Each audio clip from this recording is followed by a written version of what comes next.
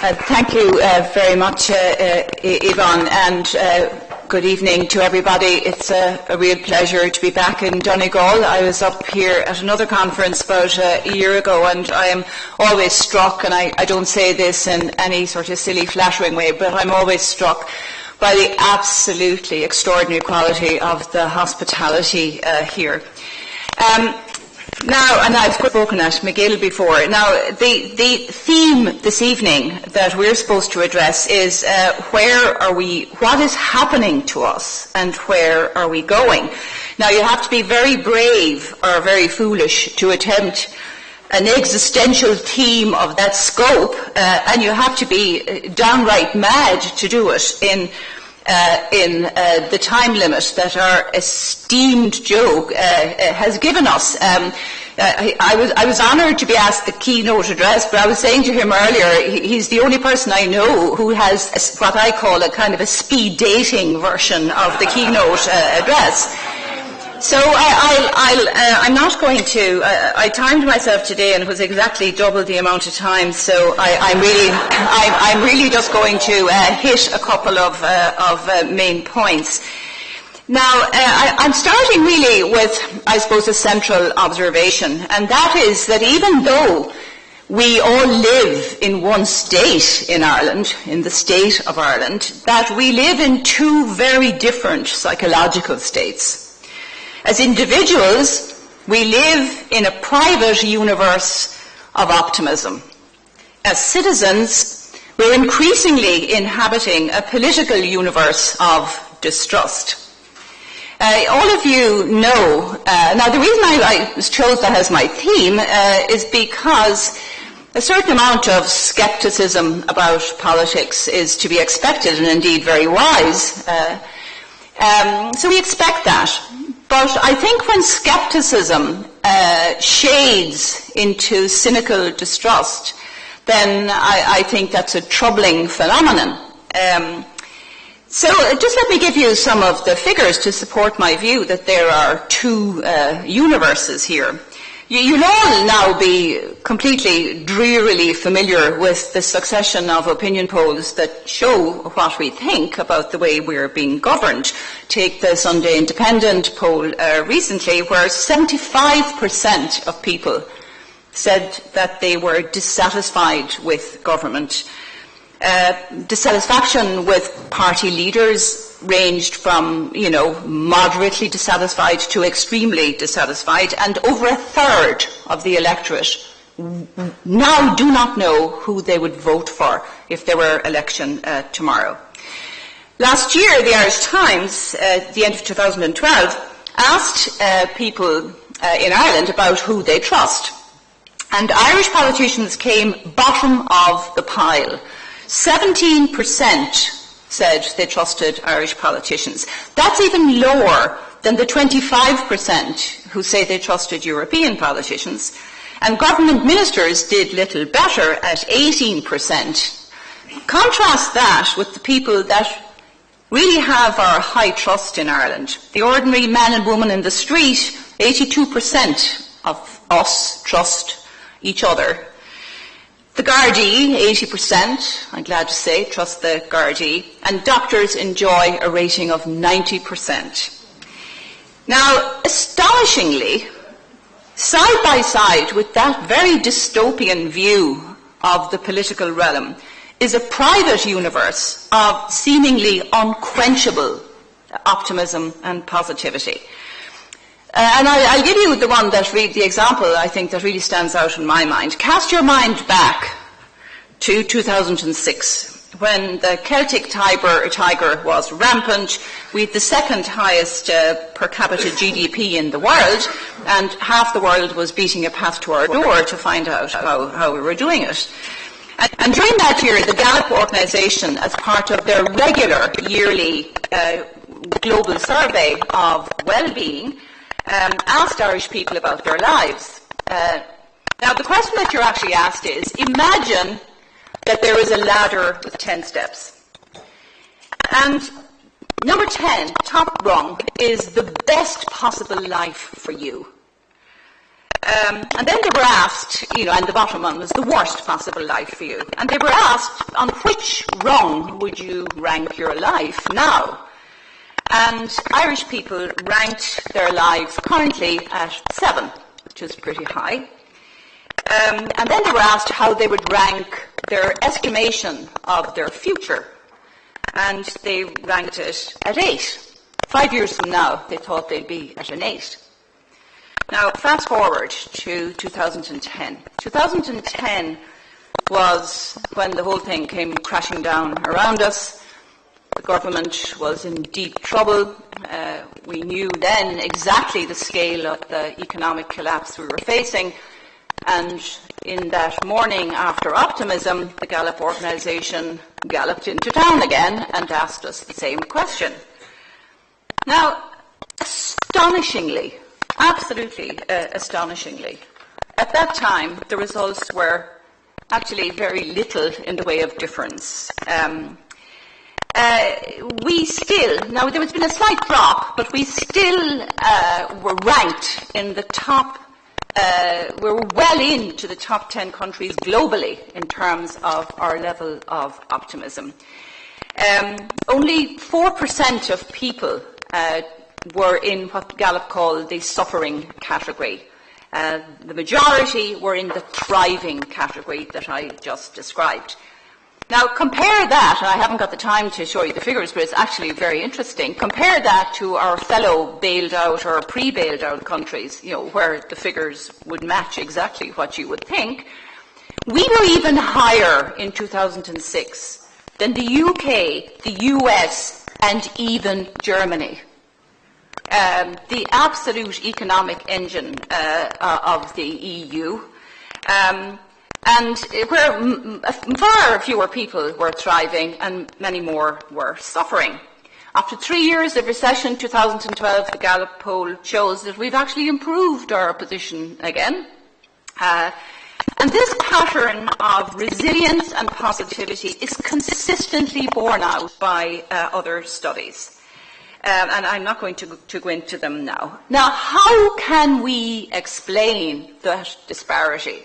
Because you would expect that in the context of that kind of unquestionable optimism, that this would, as it were, be reflected in a very high level of esteem in our governance, and of course, far from it. Now, let me say at this point that, we expect some distinction for the reasons I gave earlier. But this level of distinction and disparity is, I think, a matter of concern, because what it seems to be saying is that we're thriving and flourishing in spite of, rather than because of, the way we're governed, or at least that's our perception. And there's not much difference in terms of impact between our perception of things and reality. The reason that that's a matter of concern is because trust actually counts.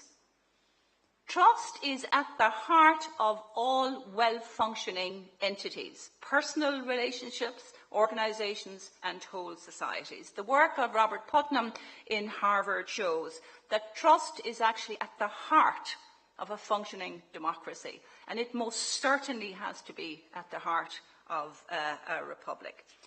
Because the social contract, the taxes we pay, the laws we obey, we do that on the basis that it is in the common good and that we will benefit. Without that feeling of trust in those we govern, there's no true solidarity and there's no true reciprocity. So how can we explain that disparity? Well, I start with what I think is the wrong answer, and that's that deep dissatisfaction in politics is routinely dismissed by politicians as being some class of midterm blues or the newly discovered social disorder of austerity fatigue. And while that may be a factor, I think it is far from the whole story. So let me look maybe at what is going on. And I think at least one reason is that the government has squandered a large part of that most precious resource that was placed on them in the last election, which is our trust, because they promised us a new kind of politics, and we believed them. Now, I have to say at this point something about the psychology of trust. And that is trust, whether in personal relationships or institutions or politics, is intimately bound up with feelings of risk and vulnerability. When we put our trust in people, when we give them power over us, it makes us feel vulnerable. And when that trust is breached, as it was so egregiously by the last government, then we're in a very vulnerable state indeed. And when we put our trust in another government, we are in quite a distinct psychological state. Anyone who's ever been let down, and that will include everybody in this room at some point, either by a person or an organisation, will know that you approach them afterwards with a very definite frame of mind. And that frame of mind is hypervigilance. You're on the lookout for any sign of being let down again. You adopt a very, very high standard of expectation because you don't want to be screwed up again. And even though you will register when good things happen, it won't necessarily make you feel more trusting. And that's the mistake the government are making. They are doing very good things, but they somehow think that's going to translate into trust. It doesn't, because what we do is we set even higher standards because we think, okay, but we're going to wait and see. And in that very unstable psychological environment, any act, and I ask you just to reflect on your own experiences of being let down by anyone, any act of perceived self-interest or cronyism, any show of arrogance, any show of being out of touch is fatal, and the reaction is swift and damning. And that is why seemingly small issues, like politicians' pay, expenses, their use of patronage to put people, that supporters, into high positions, and so on, is so salient. It is not for substantive reasons, but because they carry a lot of symbolic weight. And that the human brain is engineered to pay more attention and put more weight on the negative than it does on the positive, and any sign of betrayal of trust is assigned a very great weight indeed. But here is the critical point. In that situation, when the electorate has had such a recent experience of betrayal, it is not enough for the next government or politicians as a class, just to be reasonable. They are expected to do more than is required, or indeed on occasion even more than is reasonable. That's the expectation that we have, and we can't help it. That's the way your brain works. We want to see if they are going to make themselves vulnerable. And if they don't, then we don't trust them. It is the essence of rebuilding trust to make yourself vulnerable to the people that have been let down. Nelson Mandela understood that. His reaction when he came out of prison was not to be reasonable and do reasonable things. He did completely unreasonable things in terms of the way he reached out. Of course, that is why we regard him as such an incredible statesman.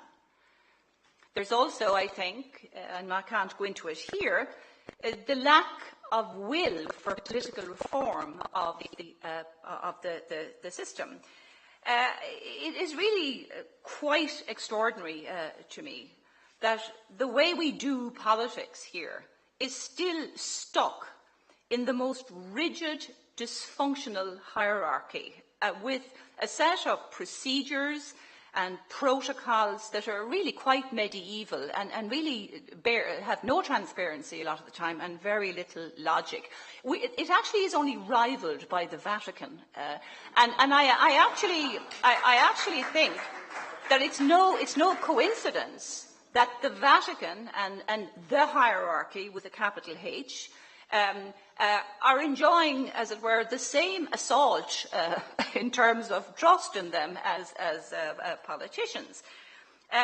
And I made a point today, and I'll come back to it, I hope, in the questions and answers, about the lack of psychological investment in the kind of issues, in the kind of emotional intelligence that we need to have to understand the other more cognitive, social, elite reasons why things went pear-shaped to the extent they did, and not just the externals. But I'll come back to that later.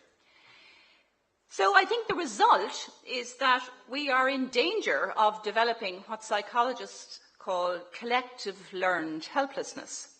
Now, learned helplessness, I wish I had time to tell you about the experiment, because it is one of the classic experiments in psychology.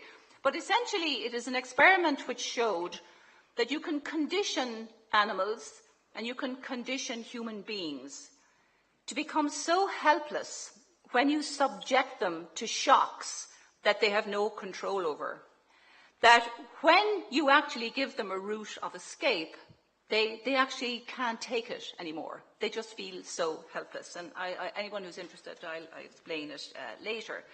Learned helplessness in a political context is a highly dangerous state, because it can induce a despondent and angry kind of plague on all their houses kind of attitude. And that, together then with an overly sort of negative attack on politicians, because it leads to that sort of kind of predatory attack almost, can lead to extremes of populism. And we've witnessed, for example, the debacle in Italy, where a comedian who has rather extreme anarchist views was elected, and at last time I looked, held the balance of power, and apparently issues edicts, political edicts through his blog. The chaos that has ensued is easily explained. And we're not immune to that kind of, I suppose, disrespect for systems ourselves. I mean, remember, we once sent Dustin the turkey to Europe, So where should we be going? Well, I'll just say very briefly, we should start with the positive. We should start by listing some of the extraordinary achievements we have made as a republic. We have become more open, more tolerant, more generous than we were before. And I think we've done that in a very Irish way, not through sort of articulation of very high principles, but through kind of hard cases. As we looked at the way we were dealing with young women who found themselves pregnant and people who found themselves in loveless marriages, and more than anything, the treatment of children in institutions, I think whatever our private views about such matters, I think we made radical changes to find responses that were appropriate. I think we did it well.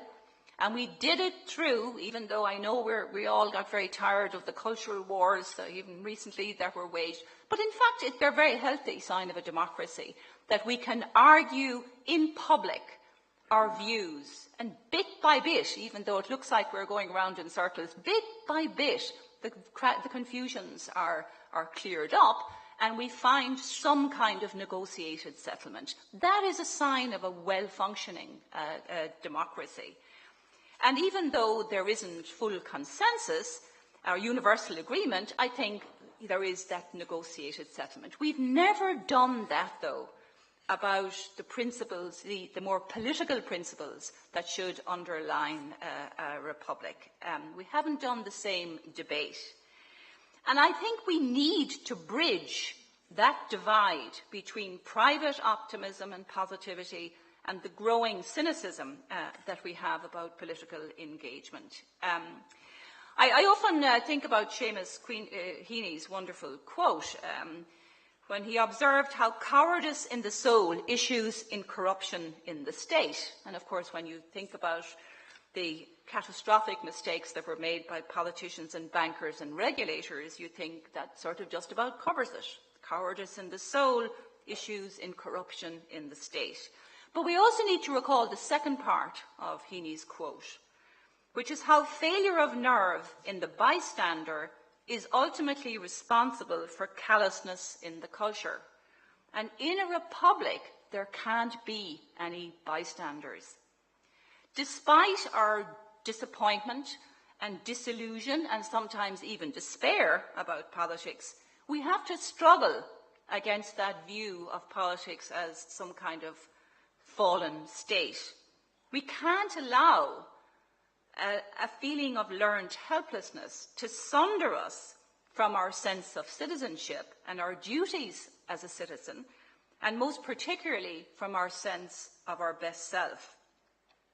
It is very tempting to retreat into the private sphere and to think, okay, I'm optimistic about myself and my own family and my own community, and let the country go to hell in a handbasket for all I care.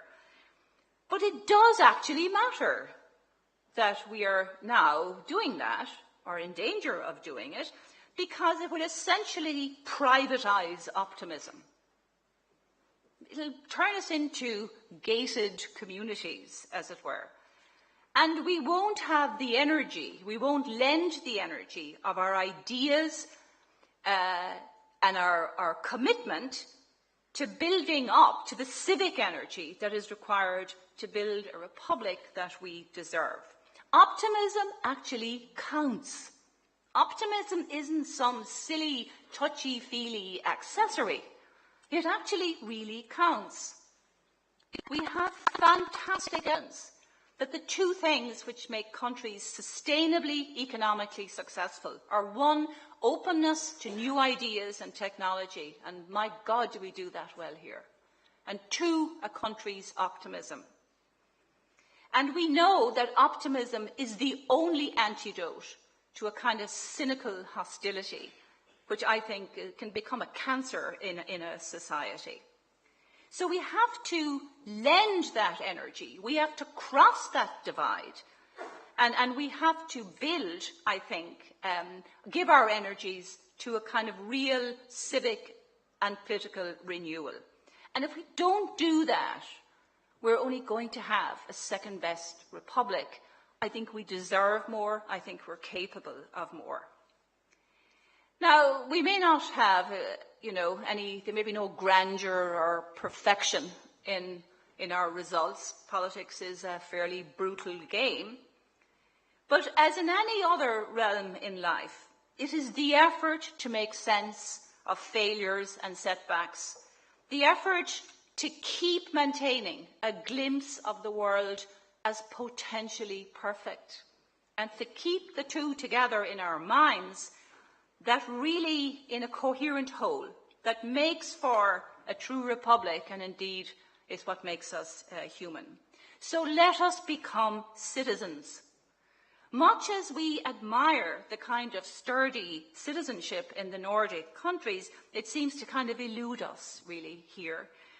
The very idea of citizenship kind of remains at arm's length, and it may be partly a post-colonial hangover.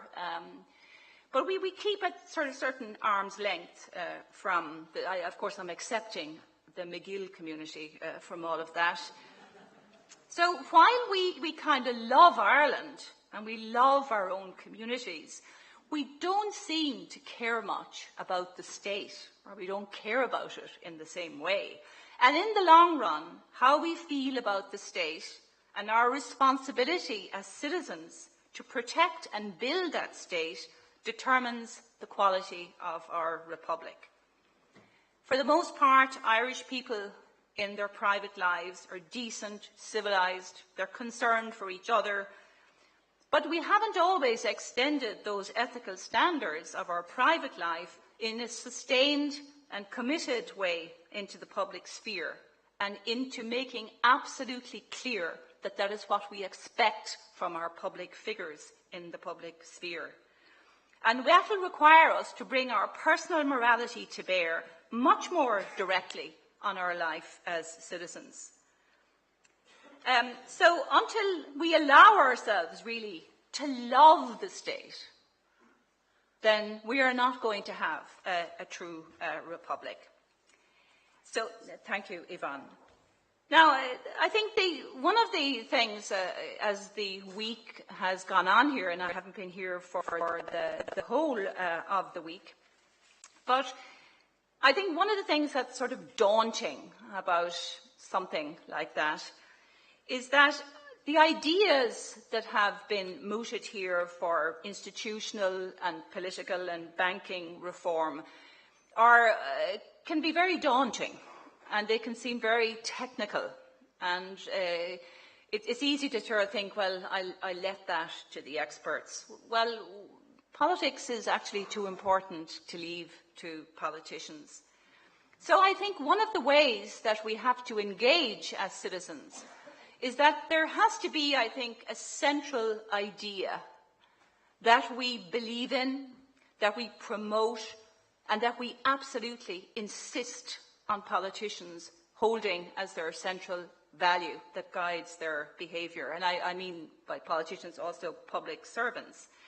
And I go back, as I have always done, to Edmund Burke and to his notion of civic stewardship as a good starting point to sustain coherence and to reform and revitalise not just politics, but the public service, the management of wealth, the management of institutions and organisations, governance, and indeed individual action. The idea of stewardship can actually, I think, be the coherent idea. According to Burke, that's my timer, incidentally. According to Burke, society is a contract or a partnership between the generations, with each successive generation possessing their society's laws and governance in the form of an entailed estate. It's given to us for lifetime use only. We're just renters. And the condition is that we pass it on, at least not diminished, and hopefully enhanced to the next generation.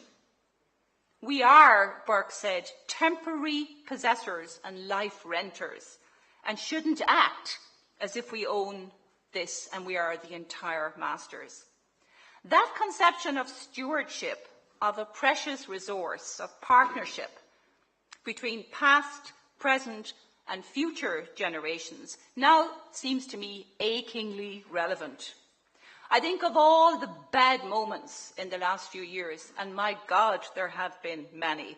The most desolate, surely, was the dawning realisation that it wasn't just this generation, but our children and our grandchildren who have been deprived of their legitimate legacy.